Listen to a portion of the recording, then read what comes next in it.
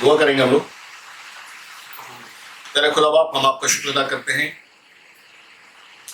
आपके जीवित कलाम के लिए, जिसने जमीन पर आकर हम सबको गुनाहों से माफी और अनुग्रह की व्यवस्था में चलाया है, जिसने हमारे लिए कुर्बानियां देकर खुदा यीशु मसीह में प्रभु पिता के साथ में जोड़ा है। हम आपका धन्यवाद करते हैं और खुदावन उसी जीवित कलाम के लिए आपसे दुआ करते हैं कि सुनने वालों का, बोलने वालों आपका फजल होता है।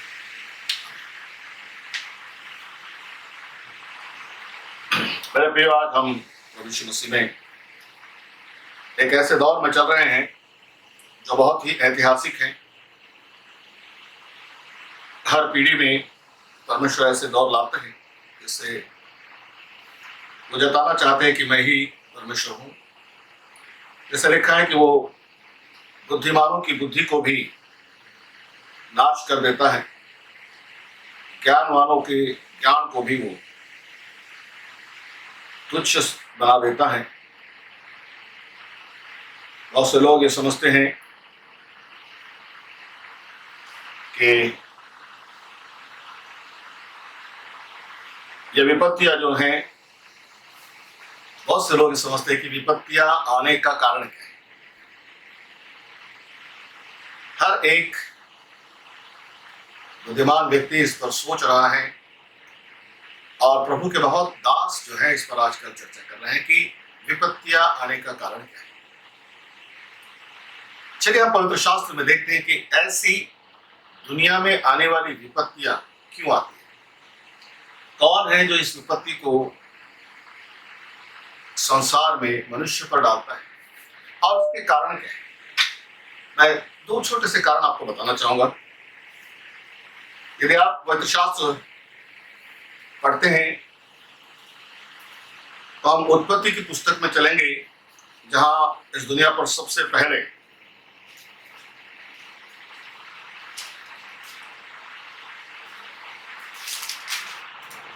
एक बड़ी विपत्ति मनुष्य पर परमेश्वर ने डाली।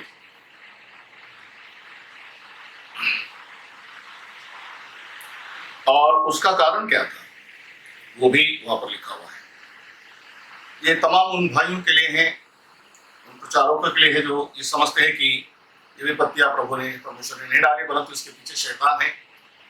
जरा इसमें गौर कीजिए कि परमेश्वर क्या करते हैं। उत्पत्ति की पुस्तक इसका 6वां अध्याय,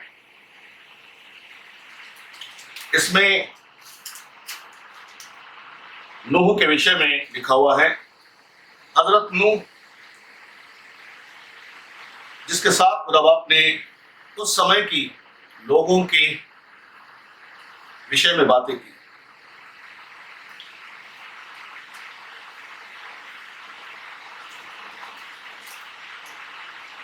छठवां अध्याय इसका 3 पद में लिखा है, तब यहोवा ने कहा, मेरा आत्मा मनुष्य से सदा दो विवाद करता न रहेगा, क्योंकि मनुष्य भी शरीर ही है। उसकी आयु 120 वर्ष की होगी। परमेश्वर इसमें कहते हैं कि वो मनुष्य के साथ वाद नहीं करेंगे, परंतु आगे वो बताते हैं कि वो क्या करने पर है। इस पर हम गौर करेंगे, क्या करने पर थे मनुष्य।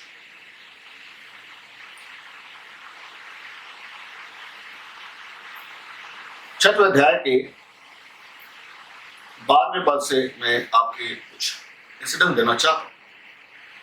और परमेश्वर ने पृथ्वी पर जो दृष्टि की तो क्या देखा कि वह बिगड़ी हुई है,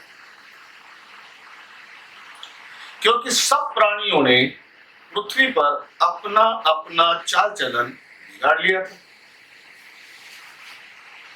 तब परमेश्वर ने नूह से कहा, सब प्राणियों के अंत करने का प्रश्न मेरे सामने आ गया है। फिर दोहराता हूं, सब प्राणियों का अंत करने का प्रश्न मेरे सामने आ गया है, क्योंकि उनके कारण पृथ्वी उपद्रव से भर गई है। इसलिए मैं उनको पृथ्वी समेत नष्ट कर डालूंगा। इसलिए मैं, यहोवा परमेश्वर कहते हैं, मैं उनको पृथ्वी समेत नष्ट कर डालूंगा। और इस अध्याय में हम पढ़ते हैं कि परमेश्वर क्यों इस पृथ्वी को नाश करना चाहते हैं, मनुष्य के अधर्म के विषय। जब जब पृथ्वी पर मनुष्य के अधर्म स्वर्ग के सिंहासन तक पहुंचते हैं, तब तब परमेश्वर अपने क्रोध को इस पृथ्वी पर डालते हैं। पहला जल प्रलय, जिसके बारे में 7वें अध्याय में लिखा हुआ है कि कैसा वो जल प्रलय था, कितने दिन था और किस तरह से परमेश्वर ने उसके द्वारा संपूर्ण सृष्टि को नाश कर दिया। लेकिन उसके बाद परमेश्वर ने पृथ्वी को नाश करने की नहीं सोची, परंतु मनुष्य जाति को नाश करने का निश्चित परमेश्वर के पास में उपाय है। मनुष्य जब अधर्मी होता जाता है, पाप उसके बढ़ते जाते हैं, राष्ट्र राष्ट्र जिनका हाकिम एक ही परमेश्वर है, जिसने सारे राष्ट्रों को बनाया, वो एक ही परमेश्वर है। उसी ने मनुष्यों पर दया की है, उसी ने मनुष्य को बुद्धि और ज्ञान दी है कि वो इस पृथ्वी पर फले फूले और सुखी रहे। परंतु मनुष्य ने परमेश्वर के नियमों को तोड़ना अपना परम कर्तव्य समझा। वे परमेश्वर के नियमों को तोड़ देते, वे परमेश्वर की बनाई हुई व्यवस्था को तोड़कर काम करना शुरू करते हैं। और यही वजह है आज का दौर चल रहा है। और निश्चित परमेश्वर ने इस विषय में भविष्यवाणियां की रखी है। यदि आप प्रकाशित वाक्य तक पढ़ते जाओगे, भविष्यवक्ताओं की पुस्तकों को पढ़ोगे, और आज बहुत सारे भाई, बहुत सारे प्रचारक इस बात पर प्रचार कर रहे हैं किस तरह परमेश्वर ने मिस्र में भी इसी प्रकार की एक भयंकर महामारी भेजी थी, जिसे कहा था कि मैं ऐसा दूत भेजूंगा जो तुम्हें तुम्हारे गुनाहों को नहीं बख्शेगा। और वहां पर भी इजिप्ट में, यानी कि पुरातन मिस्र में, उन्होंने मृत्यु की महामारी भेजी। और वहां पर उनके साथ साथ उसने अपने लोगों के लिए यह उपाय भी दे दिया कि किस तरह से आप महामारी से बच सकते हैं। दोनों बातें, महामारी का प्रलय भी परमेश्वर का है और लोगों को बचाने का उपाय भी परमेश्वर के पास में। जैसे आज हम देखते हैं, आज सड़कों पर जवान लोग, बुजुर्ग लोग, है ना, भयंकर डंडे खा रहे हैं। कारण क्या है? मार क्यों दे रहे हैं उनको? इसलिए कि तुम घरों में रहो, सुरक्षित रहो। यह नियम है कि तुम्हें घर में रहना चाहिए। उनको पता है कि विपदा आई है, बड़ी महामारी आई है, तो लोगों ने कहा रहना चाहिए, घर में रहना चाहिए। सब गवर्नमेंट ने बोले तुम घर में रहो, घर में रहोगे तो सुरक्षित रहोगे, स्टे एट होम। लेकिन लोग जो है इसको नहीं मानते, बाहर निकल आते हैं। तो उसका उपाय भी गवर्नमेंट के पास है, उनका उपाय है डंडे मारो। और वैसे ही परमेश्वर भी उपाय करने वाला परमेश्वर है। मनुष्य के अधर्म को न्याय करने वाला भी वही परमेश्वर है। मनुष्य को बचाने का उपाय करने वाला भी वही परमेश्वर है, वही यहोवा है। अगर हम इसको समझे तो हम इस बात को समझ सकते हैं। तो शास्त्र के आधार, जैसे उसने नूह के समय में जल प्रलय लाया, तो उसने मनुष्य को बचाने के लिए एक बड़ा जहाज बनाने को बोला कि मैं पानी से नाश करने पर हूं। तो उपाय भी दे दिया कि पानी से इंसान कैसे बच सकते हैं, जहाज के द्वारा। अगर वे जहाज में चले जाते तो शायद बहुत से लोग जो है वो बच सकते, मनुष्य उसमें बच सकता। परमेश्वर का उपाय है मनुष्य को बचाना। वो एक तरफ से अपना न्याय प्रकट करेगा, लेकिन उन लोगों के लिए जो उस पर आस्था रखते हैं, मानते हैं कि वही एकमात्र इकलौता परमेश्वर है, उसको छोड़ो कोई परमेश्वर नहीं, ऐसे पवित्र और परमेश्वर के भय मानने वाले लोगों के लिए वो अपना उपाय भी करने वाला परमेश्वर। आज भी यदि हम उसका हृदय से भय मानते हैं तो निश्चित उसके उपायों की ओर अपने कान लगाएं। परमेश्वर क्या कह रहा है, वो हमें कैसे बचाना चाहते हैं, इस पर हम ध्यान रखें। यदि हम इस पर ध्यान लगाएं, उपाय को खोजें, तो निश्चित हम इस वायरस से भी, इस महामारी से भी बच सकते हैं। हम देखते हैं इस महामारी का जो प्रभाव है कुछ राष्ट्रों पर बहुत ज्यादा गहराई से दिखाई दे रहा है। उसकी वजह क्या है? उसके पीछे भी कोई ना कोई कारण है। जिस तरह से एक दूसरी और घटना जो पवित्र शास्त्र बताते हैं वो सदोम और गमोरा के बारे में। सदोम गमोरा में भी आजू बाजू के जितने भी गांव थे उनको छोड़कर सदोम गमोरा को ही नाश किया, क्योंकि सदोम गमोरा में भी उस समय बहुत भयानक लोग अधर्म में डूब गए। उन्होंने अधर्म को अपनी संस्कृति बना लिया, अधर्म को अपनी चाली रीति बना लिया, अधर्म को अपना व्यवहार बना लिया, और इसीलिए सदोम गमोरा को परमेश्वर ने नाश करने का हुक्म दिया। फरमान आया और वहां एक धर्मी व्यक्ति था, और बहुत खूबसूरत बातें हैं, जब वो नाश करने जा रहा था स्वर्गदूत वहां से निकल पड़े थे। इब्राहिम हजरत इब्राहिम को मिले, और हजरत इब्राहिम ने पहचान लिया और उनसे बातें की। वो जान गए कि ये जा रहे हैं इस राष्ट्र को खत्म करने पर हैं, और उन्होंने उनसे मिन्नतें की, और ये फरमाया कि आखिरी में उन्होंने कहा यदि 10 लोग भी होंगे तो क्या आप सदोम गमोरा को छोड़ देंगे? और हम देखते पढ़ते हैं फरिश्ते कहने लगे अगर 10 लोग भी होंगे तो भी हम सदोम गमोरा को बख्श देंगे। लेकिन जब वे सदोम गमोरा में पहुंचे तो वहां पर 10 लोग भी धर्मी नहीं थे। इसलिए परमेश्वर ने जो एक धर्मी व्यक्ति था जिसका नाम था लूत, जिसने उन सदोमियों को मना किया था कि वे उसके पास आए हुए मेहमानों के साथ में दुर्व्यवहार न करें, केवल उसी को बचाया गया। उपाय वहां पर भी आया। उसने कहा कि सुबह होने के पहले ही लूत वहां से निकल जाए और पहाड़ों पर चला जाए। परंतु लूत जो है वो पहाड़ों पर नहीं जा पाया। उसने कहा कि मैं इतने दूर नहीं चल पाऊंगा, मुझे थोड़ा सा वादियों में रहने दो। और वो बाद में फिर लिखा है कि वादियों से भी फिर आके वो उसी चट्टान पर चला जाए। वहां भी परमेश्वर ने नाश का हुक्म दिया और बचाने का भी उपाय दिया। यहोवा परमेश्वर ये सृष्टि का निर्माण करता है। वो सृष्टि को डिस्ट्रॉय भी कर सकता है और सृष्टि को बना भी सकता है। पवित्र शास्त्र में लिखा है कि इस पृथ्वी को अंतिम दिनों में पूरी तरह से वो तबाह कर देंगे और नई सृष्टि को निर्माण करेंगे, जिसका राजा प्रभु यीशु मसीह होंगे, जिसके साथ वे सब धर्मी लोग होंगे जिन्होंने परमेश्वर पिता को पहचाना, परमेश्वर पिता पर भरोसा किया और उसके भेजे हुए इकलौते पुत्र हमारे खुदा यीशु मसीह पर ईमान लाया। और ईमान ही नहीं लाया बल्कि उनके सिखाए हुए रास्ते पर चलते रहे। वे लोग दूसरी सृष्टि में रहेंगे। वही वो परमेश्वर जो सृष्टि को बना सकता है, सृष्टि को खत्म भी कर सकता है। वो मनुष्य की निर्मित करता भी है और मनुष्य को वो नाश भी करता है। अब ये समझेंगे कि परमेश्वर ऐसे कैसे कर सकता है। कुछ प्रचारक कहते हैं प्रभु परमेश्वर तो बहुत प्रेमी है, वो ऐसा प्रलय क्यों लाएंगे? तो फिर पवित्र शास्त्र झूठा है कि नोहा के समय में उसने मनुष्य को ही नाश कर दिया, यहां तक कि कुछ जानवरों को जरूर बचा लिया।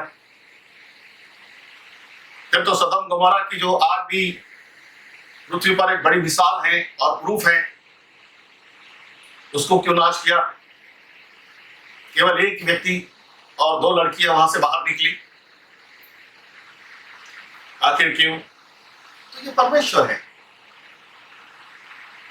वो कहता है जिस पर दया करना है उस पर दया करो, जिस पर मैं तो ये परमेश्वर है, जिस पर चाहे दया करे। वो सृष्टि का निर्माण करता है, उसके ऊपर हम सवाल नहीं कर सकते।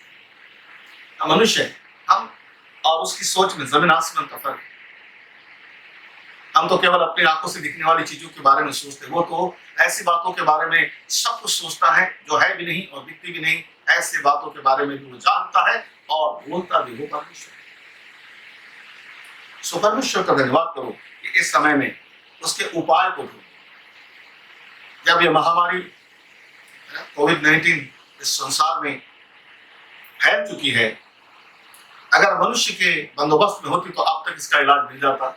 लेकिन अभी भी शोर शाट इसका इलाज नहीं मिला है। आज ही मैंने एक और न्यूज सुनी थी कि इंग्लैंड में इसका उपाय मिल गया है, मनुष्यों पर उसका प्रयोग किया गया है। लेकिन इसके पहले भी 2 हफ्ते पहले भी अमेरिका ने भी कहा था कि वो वैक्सीन उन्होंने 3 व्यक्तियों पर प्रयोग किया था, कारगर नहीं हुआ। सो ये खुदा ही है जो हमें बचाएगा।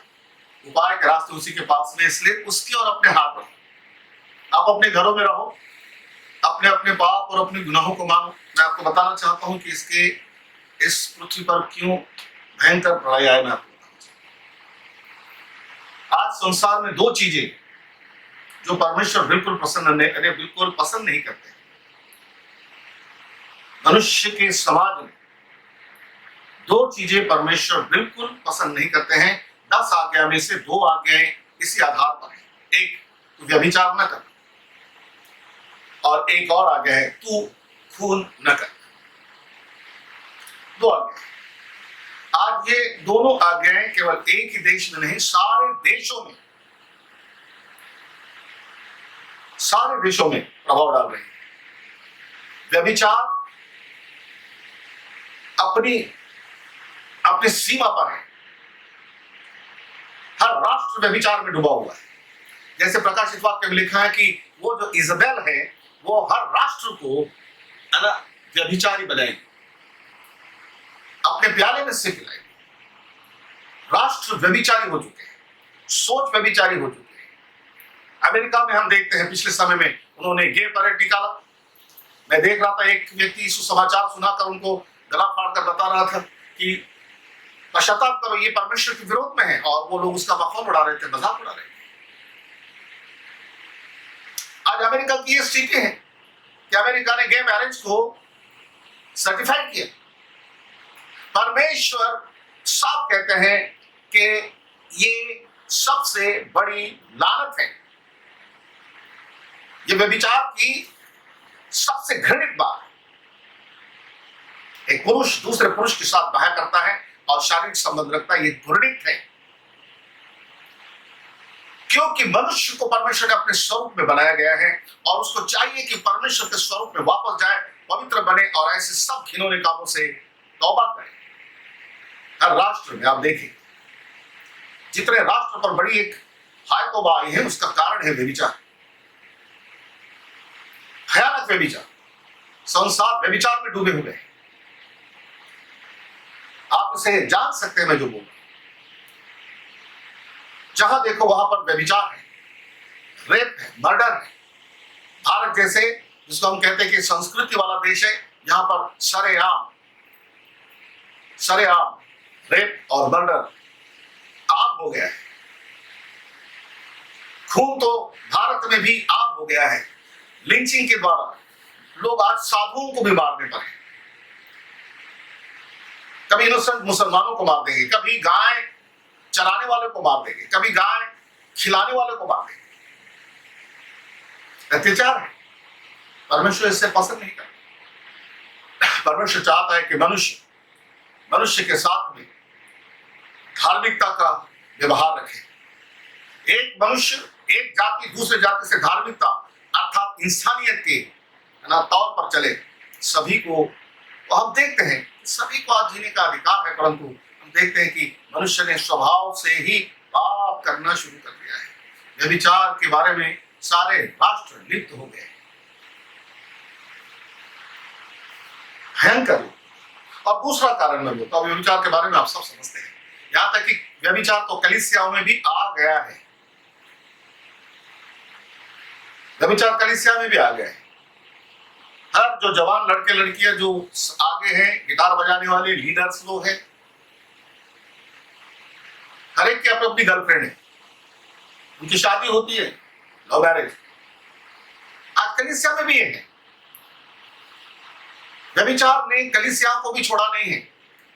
कई पिछले समय में कई फादर लोग उसमें पकड़े गए हैं, उन पर केसेस हुई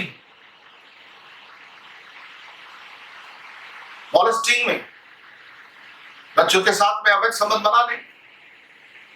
आज कलीसिया में भी व्यभिचार चुपके से काम करता है, कोई छूटा नहीं। जब बाहर में लिखा है कि बाहर में है तो अंदर में भी है, इससे तौबा करो और खुदावन की ओर लौट जाओ। दूसरी बात है, ये प्रलय आने का सबसे बहुत सारे कारण, उसमें से मैं दूसरा कारण आपको समझा रहा हुआ है, मनुष्य हत्या। तो मनुष्य हत्या ना करना। ये पूरे 100 साल के दरमियान देखेंगे आप, एबॉर्शन एक नॉर्मल कल्चर बन गया है, भ्रूण हत्या नॉर्मल हो गया। मसीह जगत में भी यह बहुत नॉर्मल समझा जाता है, मैंने हमको नहीं चाहिए इसलिए हम इसको अबॉर्ट कर रहे हैं। अबॉर्शन क्या है? अबॉर्शन भी उस बच्चे का कत्ल है जिसे खुदा भेजना चाहता है। जिस समय बच्चों के कत्ल के कारण रोम का साम्राज्य खत्म हो गया, खुदा यीशु मसीह जब छोटे बालक थे उस समय में भी एबॉर्शन की वहां पर टेक्निकें नहीं थी, लेकिन छोटे बच्चों की कत्ल वहां पर करवाई गई। आज तो हम इतना तकनीक में आगे आए हैं कि हम पेट में ही बच्चों को खत्म कर देते हैं, हमें नहीं चाहिए। शादी का मतलब है बच्चों को पैदा करना। आज लोग शादी करते हैं बच्चे पैदा करने के लिए नहीं, अपने शारीरिक हवस को मिटाने के लिए। आज हमारी सोच गलत हो गई। परमेश्वर तुम्हें शादी करने से मना नहीं करता, लिखा है विवाह करो ताकि तुम यहोवा के लिए बच्चे निर्माण करो, परमेश्वर के लिए उसकी संतानें निर्माण करो। आज ये हम भूल गए, कलीसिया में भी भूल गए। कलीसिया में भी गड़ले से व्यभिचार हो रहे हैं, कलीसिया में गड़ले से एबॉर्शन चल रहा है, दुनिया में तो सरेआम है। आज तो डॉक्टरों के पास में भी लिखा हुआ है कि यहाँ पर एबॉर्शन किए जाते, नियम के आधार पर। कौन सा नियम है पता नहीं, अब मनुष्य के नियम है वहां लिखा हुआ, नियम के आधार से एबॉर्शन किए जाते हैं। कौन सा नियम है? ये मनुष्य का नियम है जो परमेश्वर के नियम से मेल नहीं खाता है। परमेश्वर का नियम क्या है? तू हत्या नहीं करना, ना करना। लेकिन आज इससे हो रहा है, और यही वो वजह है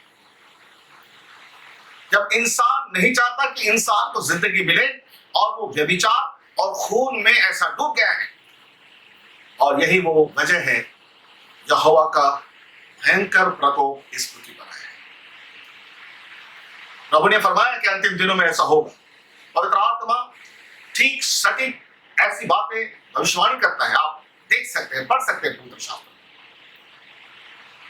अंतिम दिनों में क्या होगा, पहला तिमोथी दूसरा तिमोथी पढ़ लीजिए, आपको समझ में आएगा। मनुष्य के साथ क्या होने जा रहा है पहले ही परमेश्वर ने बता, पहले लिखा हुआ है। यही वो हो रहा है, ये परमेश्वर का प्रकोप है। परंतु अब जितने परमेश्वर के लोग हैं उन्होंने ये ढूंढ लेना कि इसका उपाय परमेश्वर ने क्या दिया है, यहोवा हमें क्या उपाय दे रहे हैं, यहोवा हमें क्या चाहते हैं, खुदा यीशु मसीह हमें अब क्या समझाना चाहते हैं कि हम कैसे बचेंगे। उपाय है, उस उपाय को ढूंढिए, पवित्र शास्त्र पढ़िए। एक उपाय है, वो है प्रभु यीशु मसीह की कुर्बानी का लहू। जिस तरह से मिस्र में हम देखते हैं कि उन्होंने मेमने के लहू से इस्राएलियों को और जो मिस्री जिन्होंने ईमान लाया था उनको भी बचा लिया गया। बहुत से मिस्री भी उनके साथ में जिन्होंने यहोवा को मान लिया, उसके भय को मान लिया, वो भी बचाए गए और मिस्र में से निकाले गए। आज भी हमारे लिए बचने का साधन है यीशु का लहू। कलीसियाएं मसीह के लहू के बारे में समझ ले, इसलिए पवित्र आत्मा ने बहुत सुंदर बात कही है, जो कोई इस लहू को अनुचित रीति से लेता है, जो कोई इस लहू को अनुचित रीति से लेता है उस पर दंड की आज्ञा है। आज कलीसिया को उपाय दिया गया था कि तुम सदा सुरक्षित रहोगे खुदा यीशु मसीह के लहू के वसीले से। आज लहू की शिक्षा को बदल दिया गया है। हर कलीसिया अपने तरीके से लहू की व्यवस्था बना रहे हैं, हमें बनाने की जरूरत नहीं, हमें मानने की जरूरत है। जो है वैसा ही ठीक से समझकर मानने की जरूरत है। लहू, यीशु का लहू ही आज हमारे लिए उपाय है। उस लहू के पास आई कलीसिया तुम्हें बचाने के लिए और सारे समस्त मनुष्य जाति को भी। जो कोई आज यीशु मसीह के लहू को पुकारे, उनकी कुर्बानी को पुकारे, उसके लहू का भागी बने, जिसको प्रभु ने कहा मेरी याद में तुम यही किया करो। हमें कब याद आती है प्रभु की? जब संकट आते हैं। मनुष्य को परमेश्वर कब याद आता है? जब आफतें उस पर आती है। तब तक मनुष्य को परमेश्वर की याद नहीं आती है। इसलिए प्रभु ने कहा मेरी याद में, जब तुम्हें याद आएगी, ये मेरी याद में यही किया करो। क्या किया करो? उन्होंने फरमाया ये रोटी मेरी देह है, ये दाख रस मेरा लहू है। इस लहू के वाचा के पास में आओ, उसको समझो, और जितने भी पासवान हैं, जिसने मेरे साथ में सेवा करने वाले सेवक भाई हैं, इस लहू की व्यवस्था को समझे, उसके पवित्रता को समझे, उसके मूल्य को जाने, उस लहू के प्याले के आदर को समझे, और लोगों के लिए खुदा बाप से लहू के वसीले से मध्यस्थी कर आज भी इस महामारी से वो हमें बचाता है। उपाय है, उपाय की तरफ चले। आपको आशीष। God bless you.